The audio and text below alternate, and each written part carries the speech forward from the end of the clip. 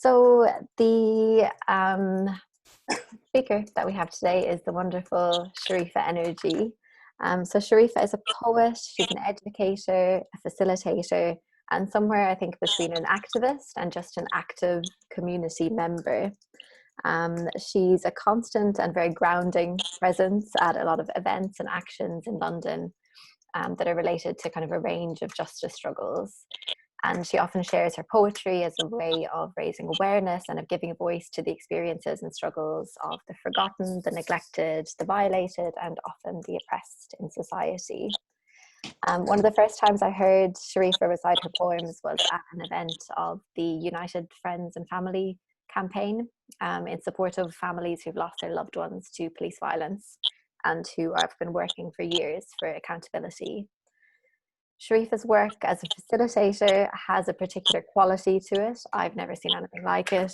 The way that she can kind of hold space and encourage young people in particular to come out with their creativity and to share in a public space. I've just always been completely in awe of what she does, and I'm hoping to ask some questions around how she does it today.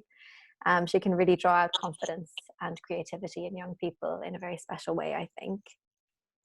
Her work ranges from delivering sessions at schools and in universities in relation to belonging, self-expression, creativity, mental health. She also has done workshops with young people around like being stopped by the police. So an organization called Why Stop, so preparing young people in terms of how to navigate those interactions with police in order to protect themselves. And she's also done a number of creative workshops with the community who were affected by the Grenfell Tower fire, who are also members of her own community because she's from that area. And since this is kind of an international audience, hopefully we can come back in detail to that in a while so that we can kind of learn a little bit more about what happened at Grenfell and the continuing justice struggle. And also, in my final introductory note, Shareefa is also a published poet.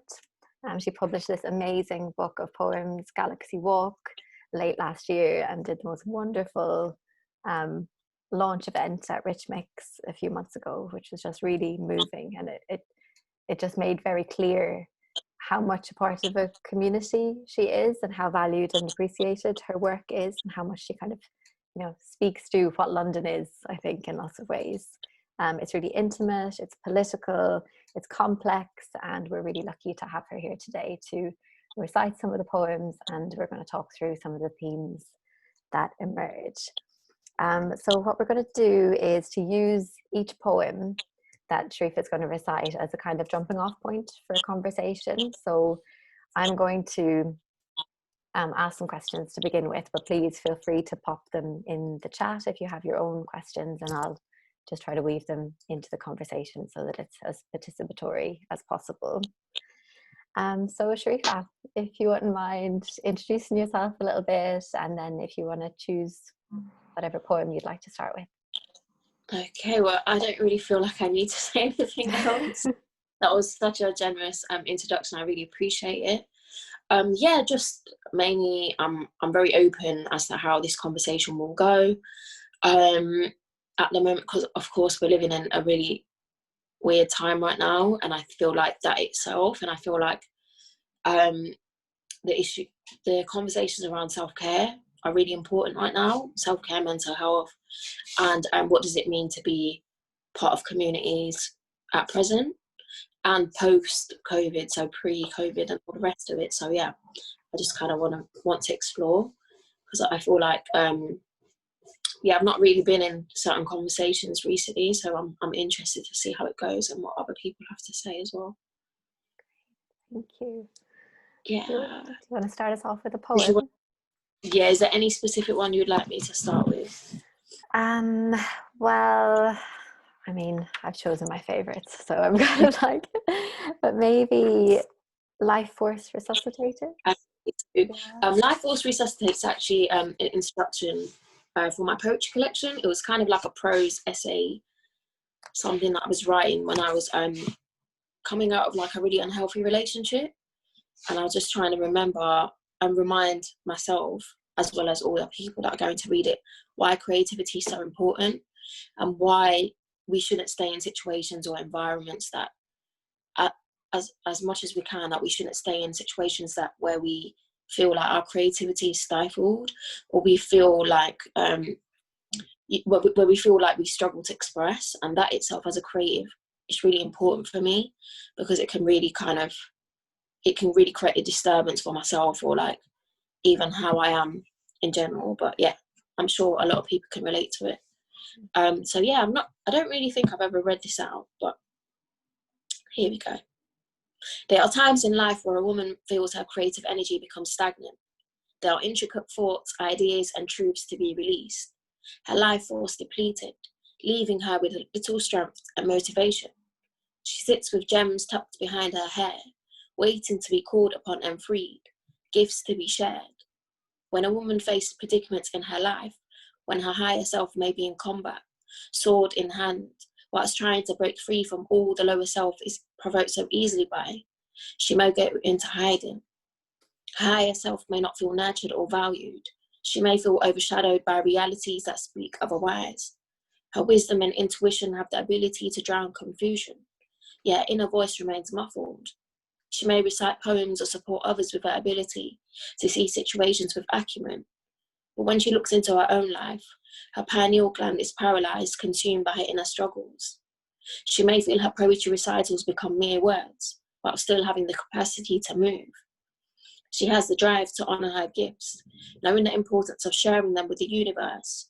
Even the most vegan apple tree needs water to sustain itself. The most generous home needs love and compassion. Hands that wipe tears require being held to. Energy should be exchanged fairly. Blockages need undoing. Headspace needs creating. Nurturing environments for women to feel safe and appreciated are vital. A woman needs to focus on lifting the burdens of her financial restraints. Those close to her may need seeing to before herself. She may put away her pen, paintbrush, and notebooks to tend to another garden. She may forget how much her own garden needs delicate, attentive hands to soften the formation of knots. She may feel a tug from the neighbour's falling fence each time she tries to plant her own tomatoes. A woman who attracts relationships where she feels undervalued or belittled may withdraw, disconnecting from her strengths, as though her nightingale voice that inspired standing ovations is unworthy of love and admiration. She may begin to shy away. She may almost forget, but every so often, a hum exits her chest and a poetic line is scrawled into the margins of minutes. My message to you is to honour the thin silence of the voice that once escaped from your mouth and fingertips. Never surrender to metamorphose into a dehydrated and malnourished mammal when confronted with the attempted strangulation of spirit. Speak like your lungs are gasping for breath. Write in the bathroom if that is the only place you feel safe. Sing when waiting for the train. Pick up the microphone again and reconnect with words written with clarity and grounding. Channel your life force into your creativity. Speak with conviction, like someone's life is depending on the echo of your words. Speak like desert storms may pause to momentarily listen. Speak like the word is intended to be spoken. Let the chakra that may have calloused your creative expression unlock that, like dolphins porpoising for air. Yeah, and this piece as well, like, I know you mentioned that I do work with young people, but I've also done workshops with, like, just before lockdown, I was doing workshops with male asylum seekers, getting them to write about just like their own experiences, their childhood, other things, but also like their frustrations at institutional racism, their frustration at immigration, their frustration at so many other things. And early last year, I worked with a women's group. Majority of the women had come out of prison or experienced domestic violence, and even just seeing their growth and them finding their voice, even hearing a woman who was like 50 turn around to say, you know, most of them are like, oh, give me a business plan to write. I can write a business plan, but give me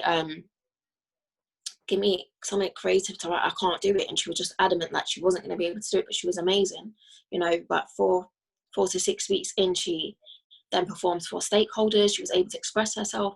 It was just amazing, like really beautiful to see her growth. And even just like what encouragement can do for communities, for people, for marginalized people, for people that people criminalize, for people that people look down at because they may have acted in a certain way in their life.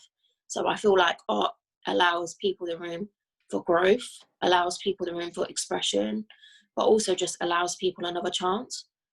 And that itself, so seeing her, like, she's someone that will always stick with me. I still see like how powerful this work is, you know. Yeah. Yeah, definitely. And like, there's just so much that I loved in that poem, and every time I read it, I get drawn to another element over the one that I had before. You know, I think that phrase where you're saying, you know, speak like you're gasping for breath, like your lungs need it. And it's kind of, you know, for me, it speaks to the kind of creative drive that we all have within ourselves Mhm. and really need to express, but Yeah. then it can be closed down and shut off in so many ways, whether that's self-doubt or difficult relationships or the kind of fear of vulnerability and openness. And just and not being in a safe space, that's the first sign that you're not in a safe space.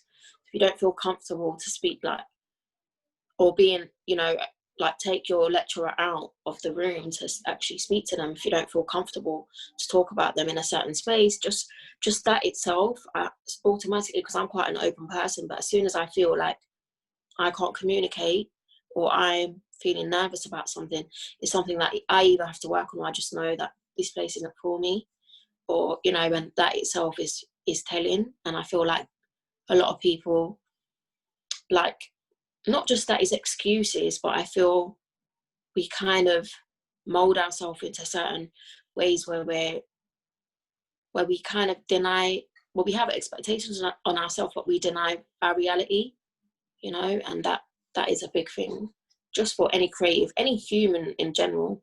So yeah. Yeah, and like navigating the boundaries that we create around ourselves at the kind of spaces that we do create, but then that we find ourselves in anyway. I mean, obviously, like we're in this condition of lockdown at the moment, which is throwing up all kinds of issues for people in terms of either isolation or sharing space and kind of navigating a lot of stuff that comes around that. And Of yeah, course. you know, the kind of, I think what's so beautiful about that piece is the kind of intimacy of it, but the generalizable nature of it, you know, like thinking about the bathroom as the place where you just draw a breath and you look at yourself in the mirror and you try to reconnect and you take that space for yourself, you know, whether it's because there's an abusive person in the next room or because that's the only moment of the day because the kids are running riot in the house, you know, so it kind of almost feels like it has a new resonance. 100%. And it's usually the only room in people's houses that's got a lock on it. Mm. So that itself is a safe space for a lot of people. And yeah, just for take a moment to breathe away from a lot of things. So I think that's really important. And there was another thing that I wanted to touch on in relation to that poem as well. I think that beautiful, and someone has picked up on it in the chat as well, like thinking about hands that wipe tears need minding too. And this idea of like tending to ourselves while tending to other people, which again, I think has a particular kind of resonance at the moment that we have to really be reaching out to and caring for people that we know are struggling at the moment with the kind of new situation and you know in general outside of COVID times as well. um but yeah, like maybe you could speak a little bit about that kind of balance between caring for yourself, looking after yourself, and also reaching out to others. I think, like, I was thinking about it this morning, just in terms of compassion. Mm-hmm. So a lot of the times you may have compassion for people in the community. You might empathize when you hear something bad happen down the street and you want to help. But how many times are you going to show, how often do you show compassion to yourself? That's the question, because mums do it all the time, for example, you know. They're always like, it's like the compromises that you make, and also to learn when the compromises aren't necessary. And that itself is very telling, you know. Even just down to, like, and at the moment with all the information overload that's happening, you know, even just since COVID, and hearing, okay, this nurse has passed away, that nurse has passed away. Like, I follow a page that update all the nurses and doctors who are passing away. But at the same time, it was just being mindful of how much information you can absorb, and doesn't mean you don't care if you're not if you're not taking this information in. I don't necessarily feel like it means that. Like, at the moment, like looking after yourself, looking after your own temple, making sure your close people are okay is really important. But even then, just being mindful of who you're communicating what with. So I've got a friend who's like 7 months pregnant. So I'm not going to share, I'm going to be mindful of, like, she follows me on Instagram. So I'm not going to share certain information with her. I'm not going to share when you hear, like, you know, a woman, a nurse who was heavily pregnant passed away and her child died. I'm not going to share that there because she doesn't need to know this. You know, that's not me caring for my friend. So it's just about being mindful. The same way our a friend, Ty, a rapper, he passed away last week of corona, but he caught pneumonia on the ward, and that as well, like, people having to be mindful because he knew other people that were in a coma as well at the same time. So for them to find out, what is it, scrolling on the internet isn't the best way. So it's just about showing a level of compassion to yourself, but compassion to other people, and not feeling like things need to be dumped onto people. That's really important. But I feel like when communities and people are traumatized, it's easy to do that. After Grenfell, like, because I was there on the night of the fire, I witnessed it, and I had severe PTSD, which I didn't admit really until like 4 months after, where I was like, okay, do you know what, I need to see a therapist, because before that I was like, oh, people don't understand, they weren't there, what do they understand? But, you know, everyone was behaving in a really peculiar way, because no one ever imagined they're going to see something like that. No one ever imagined that could happen. So yeah, just things like that, and being mindful of how you're looking after yourself, and knowing, do you know what, I need to take time out. I can't be at this community space all the time because it's not healthy for me. So it's actually being honest with yourself. Don't make a martyr of yourself for no reason, you know. And I feel like a lot of people do that. So it's, you know, why am I going to come and fill up your fridge when my fridge is empty? That was the kind of conversations that was happening in the community, you know, spending time in community spaces and wanting to support people to be like, okay, let's all eat together. But at the same time, my friend I live with, the fridge is empty. Do you know what I mean? Like, I need to make sure I need to get back to some kind of normality so I'm able to work, you know. It's just that sort of thing. And I feel like we're living in uncertain times. We don't know what's going to happen, what's around the corner. And I feel this time, especially, like, this is probably one of the first times I've actually stepped into my capacity as a poet. Since all of this, I've been focusing on my martial arts, reading, sunbathing. I'm blessed to have a garden. Like, that makes a world of a difference, you know. Just taking time to read and doing Muay Thai like 4 times a week. My teachers from my Muay Thai Masters Academy are teaching us online, and utilising that and making sure I'm staying active, making sure when I can, I take the dog for a run. You know, just things, making sure you're eating properly. Like, we all know more or less, but I think just prioritising that, really prioritising it, and making sure you're looking after yourself. So even when it came to Ramadan, like fasting, I was like, it's not for me this month. Like, I can't, because mentally I need to look after myself. You know, and I feel like that itself, and I think even the conversation around mental health, for them to be a lot more open, because people don't like to acknowledge certain things. There's people that I know that really struggle with their mental health. I know people that are in lockdown for years. They've self-isolated themselves for years. They don't like, for whatever experiences they've had in life, whether it's relationships or other things, they don't like to leave the house. They don't feel safe in society. They don't feel safe in their own community. They feel judged. They feel people don't love them, or whatever it is, you know. And I feel, or they're unlovable. That's a whole other conversation. But I feel like that in itself is very telling for, like, what to be sensitive to, you know, like learning that, okay, around this person, I'm not going to even talk about lockdown. That person's already been in lockdown. Or even, you know, the way that a lot of us are like, I can't wait to go on holiday after this and all the rest of it. But knowing people, I've got friends that are on license. They've been out of prison for maybe like a year, they're on license, and post-COVID, they're still not able to travel. So it's just us being mindful of, like, wider pictures. It's not about feeling guilt in the sense of you're not allowed to celebrate your blessings. So even now, I've seen a lot of conversations around even just the idea of a garden. So people that have a garden, look at them with their privilege, da, da, da. And I understand that. I do understand it. And that's why for me, I'm like, I don't have things to complain about. I'm blessed. I live with my friend. She's got a garden.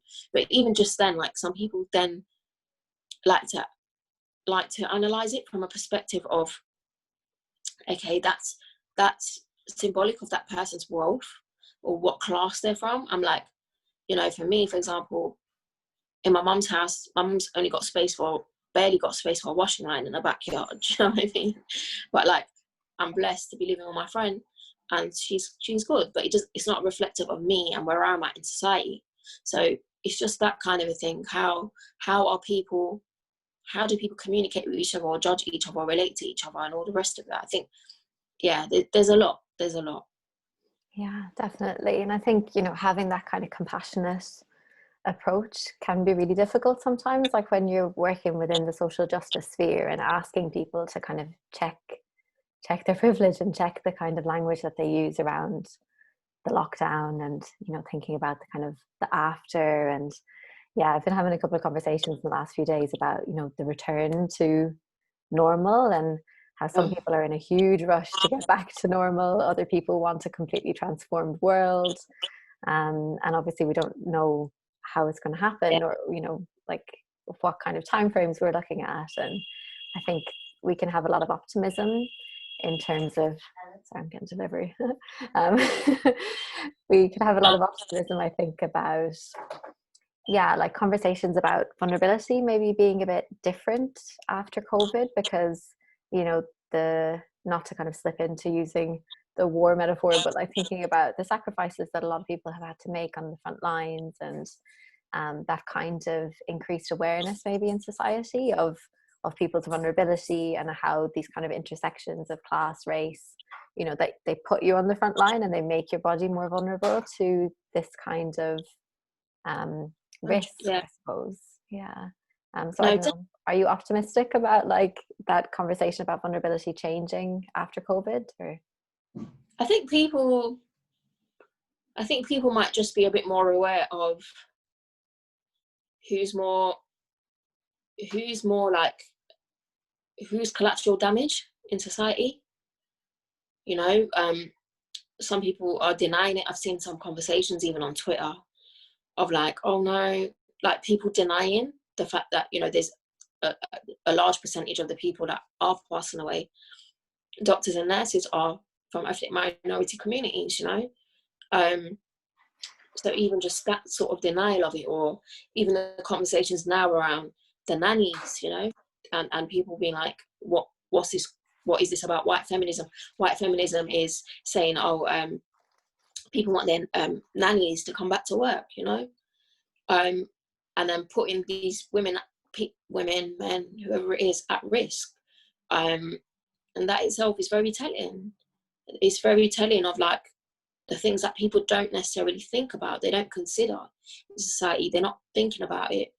So I feel like people might have had a bit of a lesson from just maybe saying something on the internet and people getting into a conversation, or observing the conversations that are being had, and just recognizing how institutional racism works. The fact that a lot of people, nurses and doctors from minoritized communities, were saying we're being forced to work on the COVID wards, you know, that in itself, you know, there's so many conversations that people have been having for years, that maybe some people might recognize it more so, because you're in a moment of, you are being forced to be still to a degree.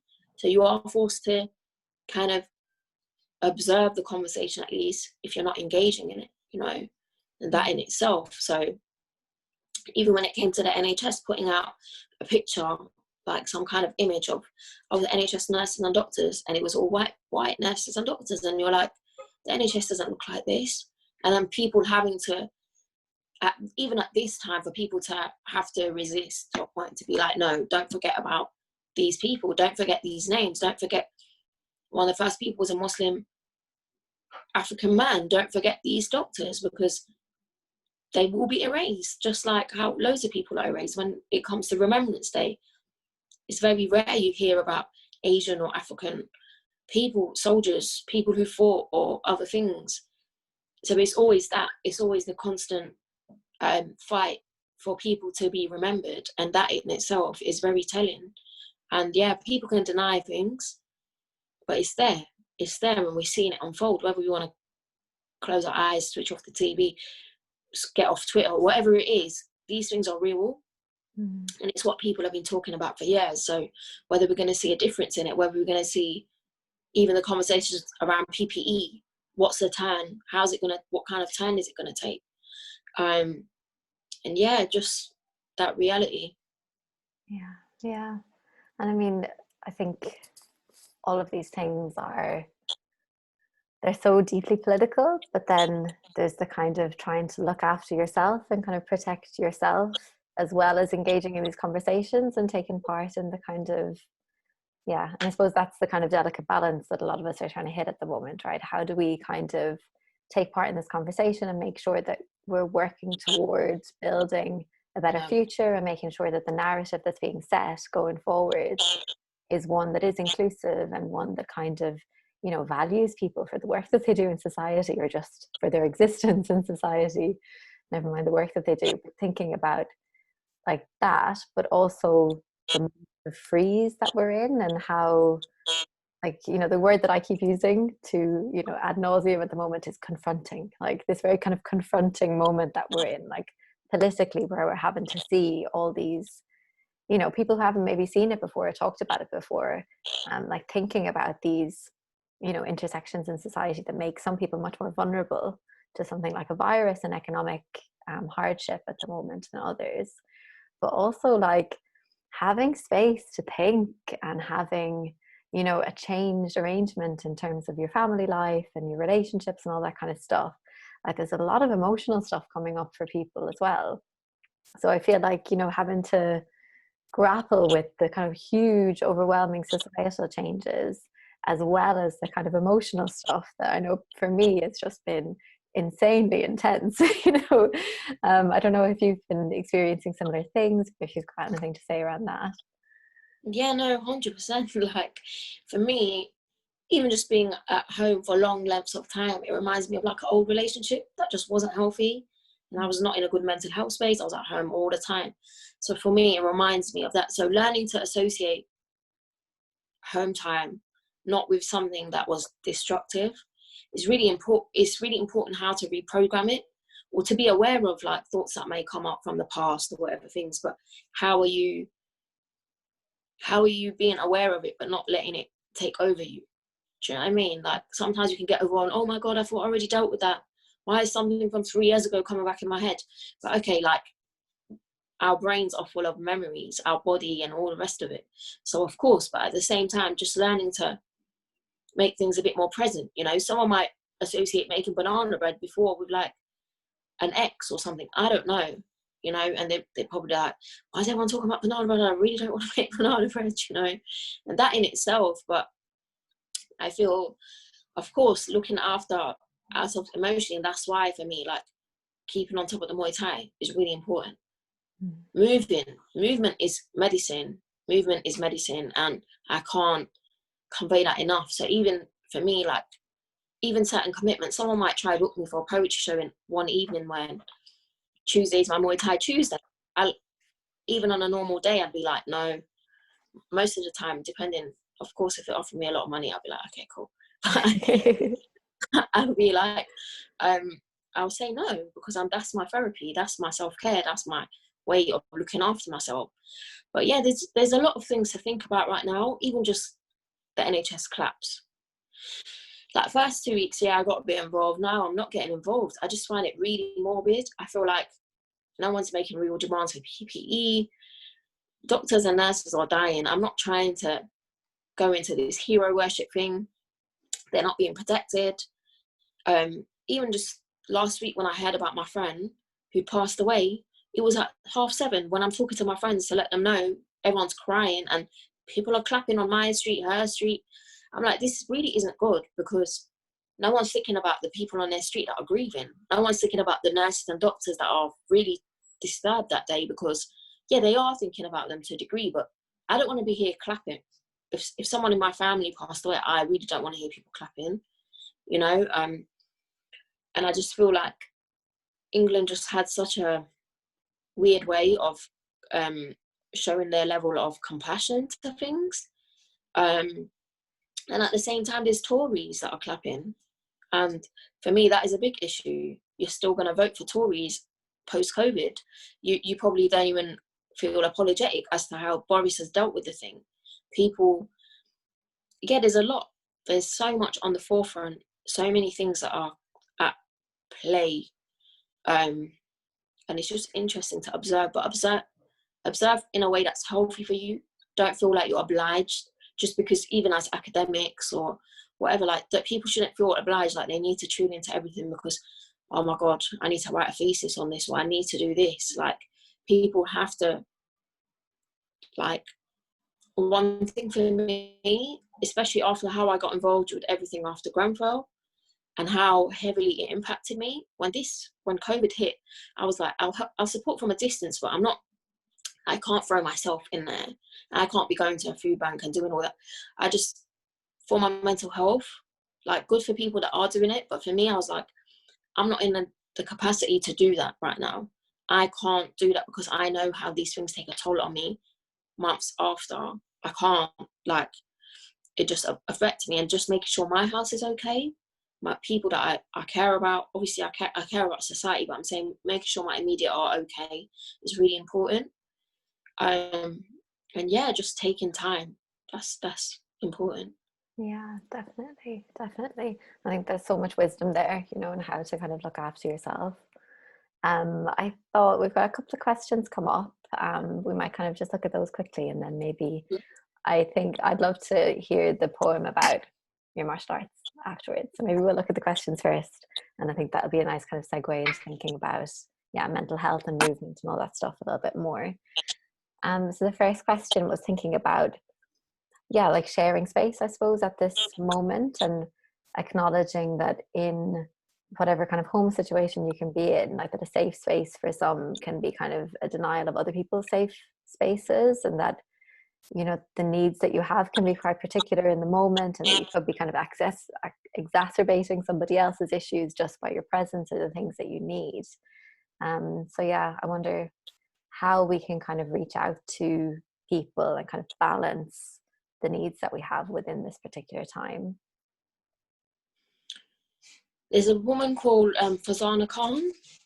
Fazana Khan is really interesting, a woman. Like, she basically, they've just put out a fund recently to support people in communities, but she's talked a lot about it on Twitter. She spoke so much about it, just about how even her sister, like, she's got a garden on the, I think, on the bottom of the block or something, and her sister would only let her children out for short amounts of time because she's being mindful of, like, the children upstairs that are looking down and crying because they want to get out, and, you know, just that kind of a thing. And I think it is about being mindful, but at the same time, not to do it in a way that's like really boisterous, but at the same time, for me, it's like, that's a blessing for me. So that's why I acknowledge my blessing. So I think it's not about pretending. No, you don't want people to just pretend that they don't live in a nice house or whatever it is, just because, oh, I'm worried what people are going to think. But I think it is about reaching out. So even just down to simple things like, I love, like, jelly coconuts. Jelly coconuts are getting me through lockdown. I know a guy, Osu Coconuts. I order coconuts off him, and for me, like, supporting his business is really important for me. That's me supporting my community, promoting him, supporting the community. You know, just them little things. One of my friends, he messaged me about Irish sea moss. Again, I know that's healthy for me, so I'm ordering some of them because I have the means too at the moment. Do you know what I mean? So it's just like seeing how we can be supportive of people economically, support this, them to be less stressed is really important. So even then, artists, creatives, people's merchandise, support people, buy their books, do other things, like buy people's music, that kind of a thing, offer things. So even then, I've been like usually I charge for mentoring, and of course if people can afford to, then I'm happy to, you know, that I'm happy to have that conversation. But at the same time, I've just been, one of my friends, she recovered from COVID, one of my older friends, and she wanted to write a poem. She's like, I need to write a poem. So I helped her, like, change it, turn it into poetry and all the rest of it, mentored her to do that. My friend's daughter, from Grenfell, like, I helped her, like, to edit her work, I told her, like, enter for this short story competition. So there's ways of helping, and for me it's like, how can I be supportive in my capacity? Promoting Muay Thai is really important for me. I promote my club, my academy, my teachers, because they keep me sane, so hopefully that will be beneficial to somebody else.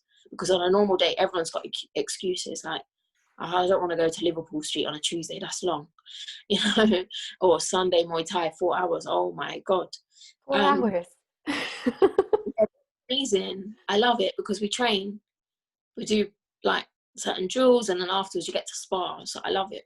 And that's some of our lifestyle, and I feel like that in itself, just sharing resources, people, but at the same time not just sharing resources, it's us utilizing these resources, you know. I had a friend that she's working like part-time, but she wouldn't apply for Arts Council funding. But I said to her, but sis, your self-employment's been affected. You're not going to get any. Half your income is your self-employment. You're not getting anything. But she's like, oh no, but I've got a job and I feel guilty because people, and I had a word with her because I was like, you shouldn't have to feel that. In the end of the day, half your income has been affected by COVID. So you need to apply for your creative life. Like, you're normally getting an income from this. So what are you doing? And that in itself. So I think, of course, look out for people to what we can, but at the same time, not all of us, we're not all financially stable. We're not, and it's just about sharing. I think sharing in the best way that we can, looking out for people to the way that we can. And yeah, I think that in itself is very telling. I feel people are a bit more generous to sharing things than before, maybe. And a bit more aware maybe of kind of, the financial risks that people take when they set up a business and how kind of precarious that can be. Definitely. Yeah. I wonder if you'd be happy to share your poem about martial arts. Yeah, of course. I've popped the link to Farzana Khan's Instagram and her website, which is called Healing Justice London, in the chat as well, if anybody's interested in. She does amazing kind of community. She did some incredible kind of like collective grief sessions, and she does meditations weekly as well, and does very kind of grounded work with the community. So she's really good. Okay, thanks. Yeah. So this piece is called The Science of 8 Limbs. Hand slip into gloves, Velcro fastened, shoulders to chin. 100% focus, the science of 8 limbs. Stresses left outside. Yocking back and forth, elbows ready to strike. Punching pads, kicking bags, trauma and stifled blues released. No space for a mind drift. Focus on your breath. Knee blades a shock to the ribcage. May get kicked in the stomach. Resilience built for life's hurdles. Escaping a clench. Pads pulled over shins, heel to toe. Ankle rotation. Determined to develop strength. Physically, mentally, spiritually. Pushing past limits, advancing levels. Resisting, succumbing to pain.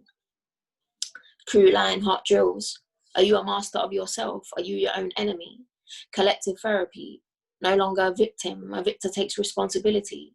Lessons transition. Commitment consistency. Stay present with yourself. Yeah. And I think that piece is just really important for me because it's the discipline. Like, all our minds are all over the place a lot of the time. I'm thinking about 10 different things at once, or, you know, and just being mindful of how, you know, someone's not sitting there thinking, oh, in 1992, that cousin said this to me, you know what I mean? And it's easy, like, people, like, the mind is interesting. I know people that have been in prison for like 8 years, and they talk about what happened to them in the 80s, and they're still angry at someone. I'm like, because you spent so long by yourself, just thinking and going over things and getting angry and all the rest of it. And I understand that.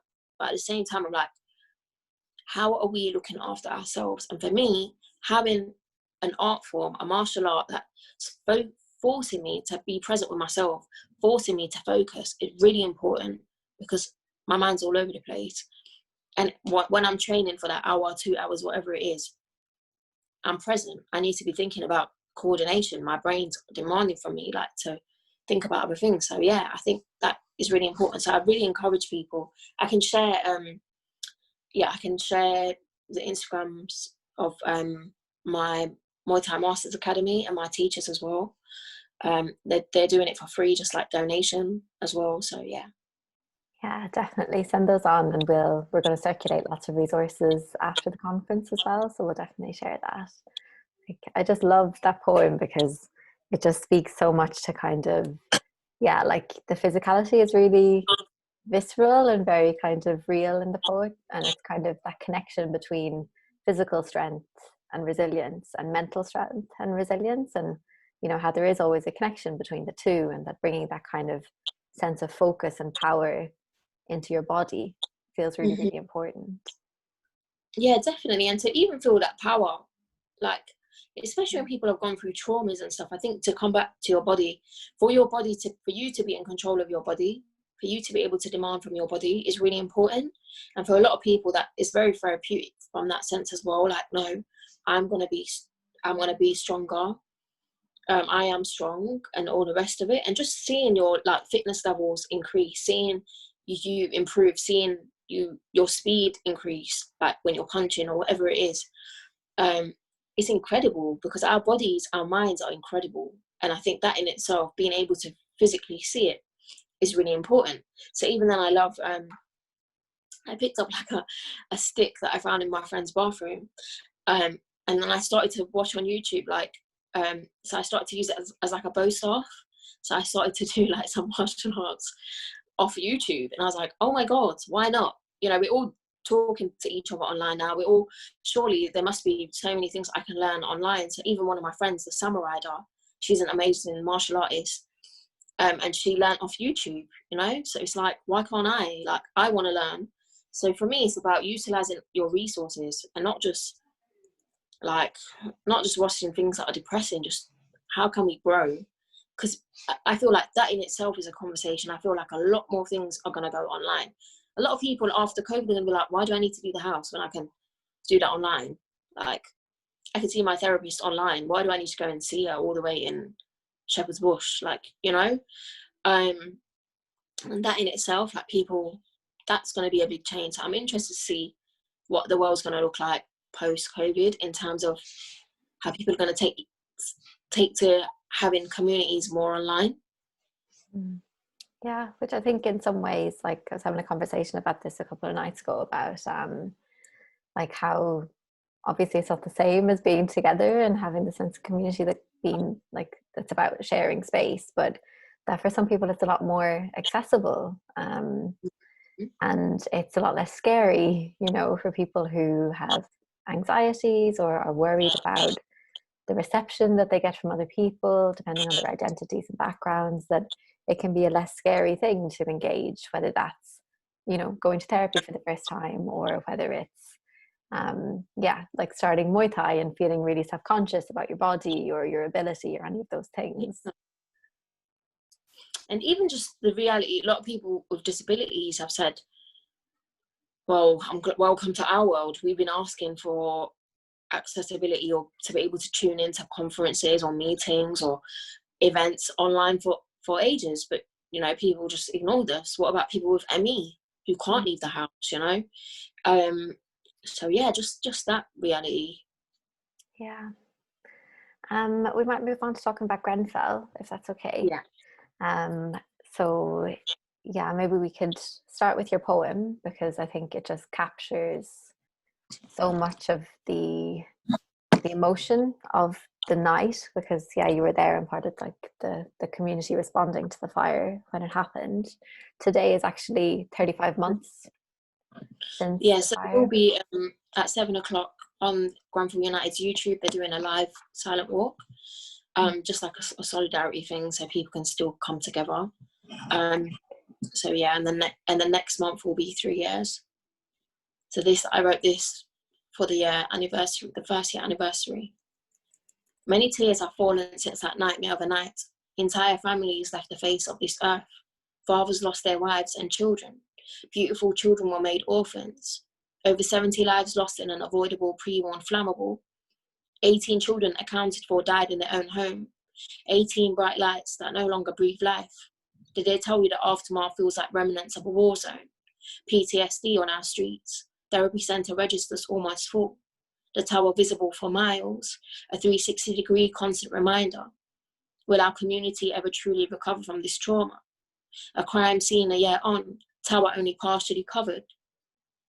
Did they tell you how many wake in the morning to close their blinds, haunted by memories of neighbours crying out for mercy before they died? How many can see the remains of the tower from their windows and on their walk home every day outside?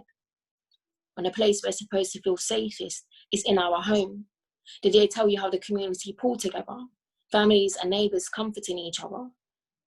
1 year later, standing together through the inquiry, children healing together, men and boys able to show emotion to each other. My heart bleeds for the gaping hole of pain left in our community. 1 year later, hundreds are restless, heartbroken, distressed, pacing from London to Eritrea, Egypt, Morocco, Colombia, waiting for a verdict, for families' heartfelt tribute to loved ones to not be in vain. Still waiting for survivors and neighbours to be housed, for cladding to be removed from hundreds of buildings, for arrests and charges to be pressed, for those responsible to stand in court. And yeah, as well as there's like at the moment there's hundreds of people living in blocks around the country in unsafe housing. I'll send you some pages of theirs as well, like UK CAD. There's quite a lot going on. Recently they just made a video for people to remember, like even in lockdown, I'm thinking about them because I'm like, they're living in homes that have the same flammable cladding or similar cladding to what Grenfell had. Imagine if, God forbid, but I'm saying if something like that happened again, like, and people are in lockdown, how our community is going to be able to support. I think people would still come out of lockdown to be able to help, but just people living with that the fact that people are, they're pacing up and down on their own blocks to like do night warden shifts and all the rest of it to make sure people are okay. Even before lockdown, I know one woman, since Grenfell, she wouldn't let anybody in her house. Like, she's like, if something happened and my friend's children were in my house and something happened, I would never be able to live with myself, so it's just that, and like how leaseholders are being made to be treated, and we have to make sure that people didn't pass away in a way that enough change didn't come. So Grenfell United at the same time are supporting that. So yeah, I'll send through some stuff, and I'll send you this video as well, so you can maybe, if anyone wants to share that. Yeah, that'd be really amazing. And I think it's through your poetry, you've really managed to like reach a wide audience with the message of the community after Grenfell as well. Was it BBC that did a piece about you as well, which was really, really good. So I'll share that video afterwards. I'll find the link afterwards, like where you kind of got lots of the community together to recite aspects of the poem, and it was really beautiful, kind of like representing the entire community, like giving people a sense of the lives that have been touched and destroyed by Grenfell. Yeah, because I feel like there was an expectation, even from, I lost quite a lot of friends after the fire, because people didn't understand the level of how much it disturbed people. The fact in the first few weeks, I would walk a separate way. I walk like this because I don't want to see it. And these are the times when people come in to like tourism, like, and take photographs with the selfies with the tower, and it was like, we can't even see it. Like, I don't want to look up. I remember things, and just stuff like that. Like, people didn't realize to what degree how it affected people. Like, the PTSD. I think like a lot of people that didn't live in the area, like people understood, people passed away and all the rest of it. I just feel like people didn't understand the true degree as to how it affected people. The fact people were very volatile. The community was very volatile. A lot of us, people were very aggressive, but you're seeing the remains of where people have passed away, the people that knew people in there every day, like, people having to close their curtains, keep their curtains closed. You know, you've got elders in the community that we'd have to sit with them because they'd be really distressed. Like, so yeah, it was a lot. It was a lot, and it still is. But you know, and at the moment, I'm not living near there, and I feel healthier for it mentally. But I know the impact on people still. You know. Yeah, and I think, you know, just the fact that the tower is still there, you know, and everybody has to look at it every day, it's unimaginable. And I wanted to ask about the use of creativity to help people get through the first few months and, well, years now. I can't believe it's been 3 years. But yeah, you did creative workshops with the community, I think mostly with kids, was it? Maybe you could speak to that and what that experience was. I think the main thing is just helping people with the process, because you've got children. Some children weren't talking about it, but they were obviously affected, whether they were in hotels because they lived in the walkways or whatever it was. Just getting them to express and supporting them to have their own self-determination, supporting them to have their own voice. So even like Kareem low-key, like he really supported that. And got them to perform as well once at one of his concerts. And it was just amazing because they're allowed to, because in the day, how is it going to impact them growing up? How are these children going to feel when they know certain things or they saw certain things and they lost people? How do you grow up with that trauma and not be angry? What about the kids that went to like KAA, the school just underneath the tower? Like, how are they going to be impacted? Their mental health, and people like expecting them to go back to school over there or from the mobiles and quickly putting them back in. They lost friends in there. They've got seats empty in the classroom, you know. So yeah, just it was good. I think it was healthy for them. But after the year, like anyone who still wanted us to create art, like still to talk about, I wasn't comfortable with that, because I was like, for me, art is also escape. Art doesn't also always mean you have to be expected to talk about, oh, by the way, yesterday I saw this on the street and this man fell and oh my God. Like, no, art as well it should be a healthy escape. So even then, like my friend's daughter, I made her enter a competition to write about wildlife. I'm not asking her to write about trauma. Like, these kids as well, you have to be mindful of not using children as like trauma porn for people, and that's really important. So yeah, just getting them to live life in a different way, getting people to be creative. But of course, if people want to still talk about and write about it, I'm happy to support that. But yeah, again, like the main point is self-determination, because we had loads of people that don't live in the area. I didn't grow up in that area, but I lived in that area, and I know a lot of the people from the community from before. But yeah, just the reality of the self-determination aspect. So even 6 or 8 weeks after the fire, no, like 5 weeks after the fire, ITV recorded one of my poems because they wanted me to just capture things because I made a noise about the council and how the council were treating people. So there was a family that I know who were kept, like, loads of them. No, there was like not loads of them. There was 3 children, and the mum was pregnant, and the dad, like, and they didn't even give them like a double room. They gave them like one squashed up hotel room.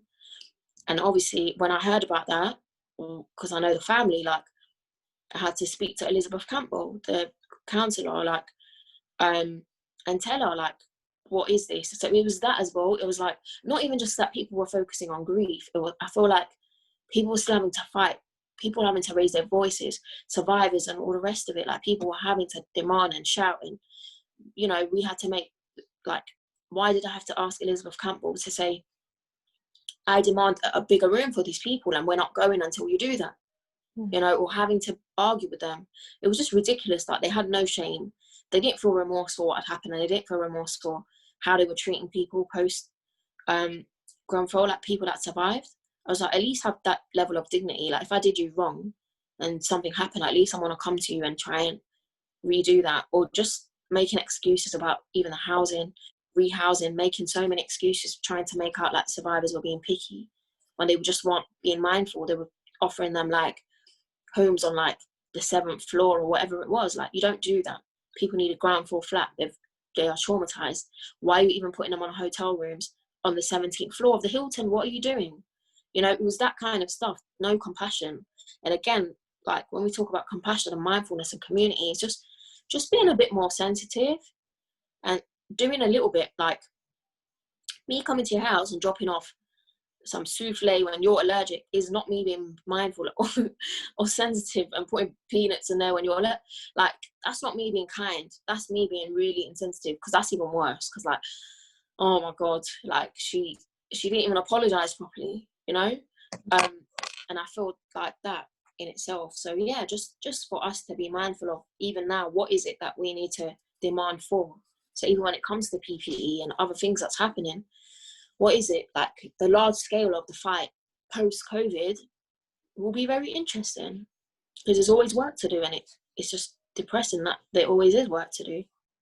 Yeah. And I think you've just kind of really nicely spoken to, you know, what we really hope to do with this conference, you know, thinking about what would it mean to create a more caring society in terms of like policies and the institutions that we have, the people in power, and how the necessity for caring for ourselves and others often falls just on people, on communities to come together, and that, you know, like basic compassion and basic kind of, you know, consideration for what people need when they're traumatized just seems to kind of not register with people in power a lot of the time. Yeah, no, definitely. There's a doctor, I can't remember the name off the top of my head, but there's like a campaign for PPE basically, and even then, like, people had to mobilize in communities and demand for masks and all the rest of it.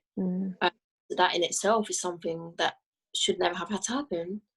But yeah, there's a lot of conversations, because even now, like, people demanding for ventilators, but then at the same time I'm hearing ventilators are causing more issues for people's health. And so I don't feel like things are that simple, and there's certain things I don't understand. So I'll be honest about that. But at the same time, I don't know. I just feel like there's a lot to answer for, you know? Like, even just the other day, that the woman who was spat at this station, and she's got 11-year-old daughter who's going to grow up without her mum. So even that, like, how are people going to support her? Why are there always so many campaigns with people that have to grieve because people passed away in a way they shouldn't have, whether it was police violence, whether it was council negligence, whether it was now Boris not being prepared for COVID and just taking it as a joke because he's going to be all right, you know? Yeah. Or like the kind of organized neglect of particular communities, you know, and like you say, like serving people as collateral damage. Exactly. Yeah, it's a depressing picture. So we have a question in terms of your poetry and process, which I think would be really nice to move on to, and we can maybe think about, yeah, like art and creativity as a form of self-determination. And there's another poem that I want you to read as well, if we can get to it on time.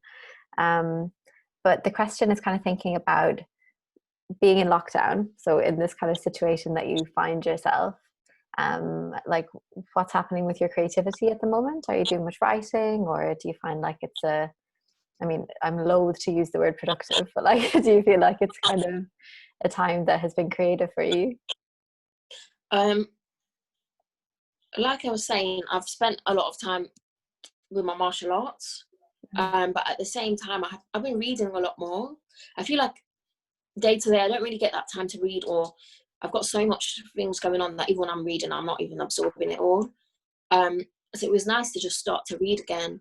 But even in terms of creativity, I'm just trying to do different things. So I want to write stories for children. I want to write short stories. I want to write novels. I want to go into acting. There's so much that I want to do. So even just that, I feel like, you know, taking the time to do them things. So even like I'm going to start writing a short story for a short story competition. For me, it's just about exploring my own creativity now. And not necessarily that I'm writing poetry, because I don't feel like, some people's like, yeah, write a poem about COVID. I'm like, no, I don't want to. Like, I don't want to be, like, I write about so many things. I don't want to be just boxed into a place where I'm like, everyone just expects me to write about all the disturbing things that's happening in society. Like, I write about that in my own time, but that's not for me right now. I can't, like, it's too much. There's too much like grief in that as well, and I can't. But yeah, just exploring different things. Even just like I sewed together. My friend gave me some fabric a while ago. I sewed together like a pillowcase for my travel pillow, so I can be all excited and traveling style next time. Nice, nice. Carly loves a bit of quilting. Yeah, Yeah. I think What I did do, I just cleared out. I went through. I've done so many clear outs of things.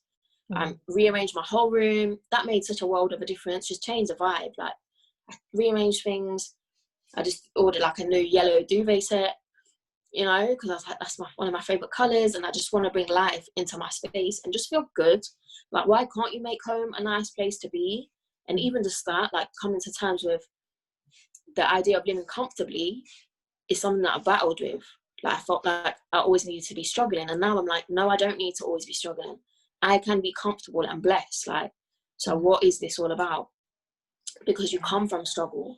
So, you know, but yeah, just making home nice, burning essential oils and enjoying like nice smells and cooking nice food, and, you know, that in itself. So everything's creativity. Cooking, putting ingredients together, that's being creative. But yeah, as a writer, it's just exploring different things. So yeah. Yeah, and I think like having the space to be able to explore those different things is really, you know, it's an amazing thing to have, I guess. Yeah, no, definitely. Carly, I'm not sure if I understand your question. Oh yeah, okay, I'll just read it. Are martial arts and poetry similarly creative processes, or do they give you very different things? Oh yeah, that does make sense. Poetry and art. So when I started Muay Thai, I got to a point when I would prefer to go Muay Thai than go to a poetry reading. Where I listen to people most people, not in a rude way at all, but I'm like, a lot of people in that room that recite poetry, I'm like, you actually need to see a therapist, because people in that room aren't equipped to deal with that. And for me, like, part of trauma is when you keep talking about things. So for example, after Grenfell, I wanted to keep talking about people like, oh my god, all she talks about is Grenfell, I don't want to talk to her. I'm like, but I've got PTSD right now, you know, or if you come out of a bad relationship, you might just want to keep talking about it, and someone's like, oh, I don't want to hear about that. So yeah, I feel like poetry has its own way. I feel like I'm going through an evolution with my own relationship with poetry right now. So even getting this published and out there, this is me closing a chapter of like my 20s. So now I'm in my 30s, things are a bit different. I'm a bit more comfortable with myself, and I'm not going through the stresses that you go through when you're in your 20s. Alhamdulillah. But at the same time, I feel like martial arts, it allows me to be more, I feel like I'm being proactive in my growth, in my creativity, in my mental health. But as well as, like, of course, poetry is a release, but it's a different type of release. It's more like me coming to terms with things. So me recognizing, oh, do you know what? I've behaved like that because I used to share a room with my sister for 20 years. And that's why when I'm in a relationship, I get really stressed out because it reminds me of sharing a room with my irritating sister. Do you know what I mean? So it's that kind of a thing where I feel like poetry is more like connecting dots. And martial arts is like me enjoying like the creativity that comes with your body, the creativity that comes with like being able to do certain things and move in a certain way. It's a dance as well, you know, that in itself. So it's just enjoying different things. So I love dancing, that in itself is something. So I feel like before COVID, I always tried to balance my week. So I tried to make time for poetry, for my own writing things, Muay Thai, and when I can, I'd go dance, salsa, bachata, or whatever it was. You know, I'd make time because I feel like that balance is necessary, because you need to look after your mental, spiritual, and physical health. And how are you doing that? And that's the questions I pose to everybody. Like, just do a check-in with yourself. Like, how am I looking after my mental, spiritual, and physical health? And you're still able to do that even in quarantine, you know? Even when I train, like, one of my friends was like, I don't really have space. I was like, I train in my room majority of the time, which is a really small space I've put aside in my room. You don't need that bigger space to train in your house. Like, and that itself is really important. Yeah, totally. And I think there's a real sense of a journey in your book. Like, I really feel that there's kind of, a narrative of like growth and figuring yourself out and kind of coming to terms with, stuff to do with your identity. But there's just such a kind of strong, powerful voice within all of it. Like, one of the points that I meant to pick up on in terms of the first piece that you read about life force was the kind of that sense of really having something very valuable to give, and having faith that you've got something really valuable to say and that your voice is important. And I think that that's something, that must resonate with you in terms of like trying to draw that out with students. Like, is that something that you have to work very hard with when you go to speak to young people and trying to get them to engage with their own value? I think it's just about making people comfortable. When I deliver sessions, I'm just being myself, and I feel like the young people engage. Like, I might go into a room and they might be like, "Oh my god!" It's like these drama students I was working with Rainbow Collective, and at first they're a bit looking at you, but afterwards they're just cool, and the girls are just opening up, and they're just warm, and their creativity's flowing, and they're enjoying it, and it's just a nicer process. I don't go in there like, I read the room. So whether I'm working in a pupil referral unit, you might get teachers that are like, "Oh, I want to get her out the class now because she's making so much noise." I'm like, no, I need her to be in this class because she needs to benefit from this. So it's just that it's definitely down to our approach, but it's also language. I feel like language, like, I have to say, I do recognize people are able to relate to me more, like from marginalized communities, working class people, because of the way that I speak. And I'm very aware of that. So I've been in facilitations where someone, not in a rude way, but someone who's more academic, middle class, they might talk to some young men on stop and search and talk in a certain way, and they're switching off. But when I'm speaking to them, they're listening. So even that language is a very interesting thing. And I think as well, like, it's about us being honest when we're the right person or not the right person. So even when I was a youth worker, when I was 17, 18, there was one boy, and he used to sell Class A drugs for people in, I don't know, older family members or whatever.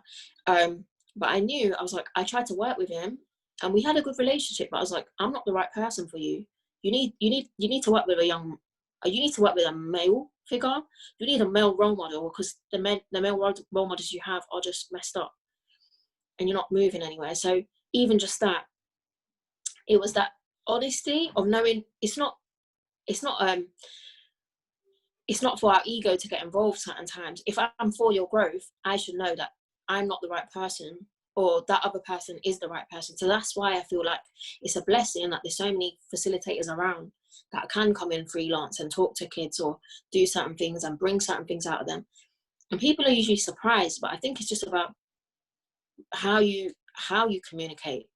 And like I said, the honesty with yourself and the other person. To be like, even as parents, like, I know, for example, my sister's got kids. My nephew's just turned like 11 years old. I know I need to make sure I have a strong relationship with him, because when he gets to a certain age, or if he needs to talk about certain things, I'm going to be the auntie that he talks to. He's not going to talk to his mum because of the person that I am. If he's got trouble, he's going to come to talk to me. So it's just that type of a thing of recognizing who the right person is for a certain group of people or a certain job and all the rest of it. And I think it's the honesty. Like, that's always what kind of has stood out for me, because Shareefa's come into lots of sessions with me in Middlesex, and just Middlesex, I think, actually, so far. But there's an honesty in the space when you come in and lead the sessions, and there's a realness to it that I think the students relate to in a way that I've never seen anybody else do it like that.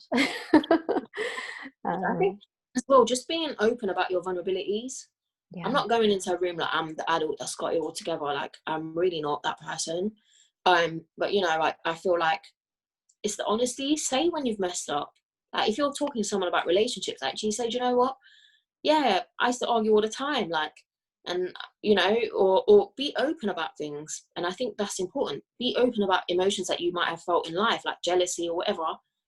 We're humans at the end of the day, and the more people know that you've been through certain things. Or if we're talking about domestic violence, I'll be open about certain experiences. I'll be very honest. And I think that's how everyone relates to people. So even artists, creatives, hip hop artists, like, people love them because they're honest. They talk about certain things that they've been through that's depressing, but someone can relate to it and say, do you know what? I was going through that same thing, and and that's really important. We need to be able to relate to people, and people relate to us by sharing things. So there might be poems that I'm a bit like, do I really want to share that? Do I really want people to know I went through that? But it's not about me anymore. I've created it. I've put it out there. It's yours. Because I might have dealt with whatever I did in 2014. That other person might not have got there yet. So that's for them to absorb and process. And I think that's really important. Definitely. And like Magali has just said in the chat as well, you know, that what she has, because she's joined some of our sessions as well at Middlesex, and yeah, thinking about like how important intuition feels in the way that you create space and communicate and kind of build creativity. And I suppose intuition is one of those like feminine powers, you know, that we often suppress and don't listen to. We don't listen to our gut instinct a lot of the time. But yeah, I think in your writing and the way that you communicate, you really manage to bring those principles and ways of being into life. I'm kind of conscious of time. We're coming up on time, but I wondered if you'd do one more poem for us. Which one would you like? Well, the one that I had written down was Indus Valley. I think that's a good one to close at. Yeah, because I think, I mean, we're not going to have time to kind of pull out the themes, but I thought it was really nice just in terms of, yeah, thinking about how you've navigated and come to understand the complexity of your identity and being in the world. And it's just, there's lots to unpick, but we'll have to just kind of leave it for people to absorb. Attempts to untangle from the mesh the complication of identity. Nothing appears simplistic. Indian diaspora, Muslim youth. Many tangents, branches, stories, advances, many collisions, chances. Our intermittence between classes seemingly cast us. Every nook and cranny magnified. Attempts to hide our initial liberation, reflected in statues of young girls from the Indus Valley. Our figures, our breasts, experiences hidden in the cleavage of our chest, gasping for breath. Fastening our saris in elastic, interwoven in our glossy silk fabric, before the British came, horrified by our expression, sexualizing us, orientalists giving us blouses. Maya sat at her teak table grinding spices, indigenous, life still breathing, a reflection of my ancestors in hidden away non-gentrified villages, authentic. Billowing voices that never escape rib cages, even in ghettoized communities and Western society. Learning to embrace myself as a woman, an Indian queen, the power of my ancestors coming from Indian, not Arab Muslim land. If my blood is mixed with Arabs and Persians when the Mughals came, am I of a pure traceable root? Am I simply what they told me and I claimed? Am I of Burmese origin if Mama was born on Burmese land? Pure economics when Britain colonized and took over our land. Neocolonialism's nails dug deep, yet I live on a foreign land. My eyes are open, cannot self-identify through one lens alone. My spirit speaks, my soul journeys. I am from another space, another time. My ancestors speak boldly through my bloodline. Thank you. Thank you all so much for listening. And yeah, I can't see everybody because I'm using my phone, but I really appreciate it. And yeah, just I hopefully we can all meet in person, people that I've not met, people I have met. And yeah, it would be nice to exchange and just keep the conversation going. I'm available, I'm accessible, Shareefa Energy at gmail.com, my email address, Twitter. Of course, I'd really appreciate if people support and buy the collection. Galaxy Walk, Shareefa on my website, shareefaenergy.com. I'll send out signed copies as well. So yeah, do get your orders in through me. But yeah, I'm happy to, if anyone wants to speak to me later, I'm more than happy. But I hope the rest of the conference goes really well. Thank you, Shareefa. You're getting lots of comments in the chat just saying how beautiful it was, what a wonderful treat and an honor to listen to you. And yeah, I want to thank you for taking the time to talk to us today. And I'm definitely going to circulate, we're going to collect links and definitely like the links to your website and to your book, which is just so gorgeous. That was like the tiniest taste in a very, very rich, amazing collection. So I do encourage everybody to And buy it. And now is the time. The title is very nice as well. Sorry, I'm interrupting. The title, yeah.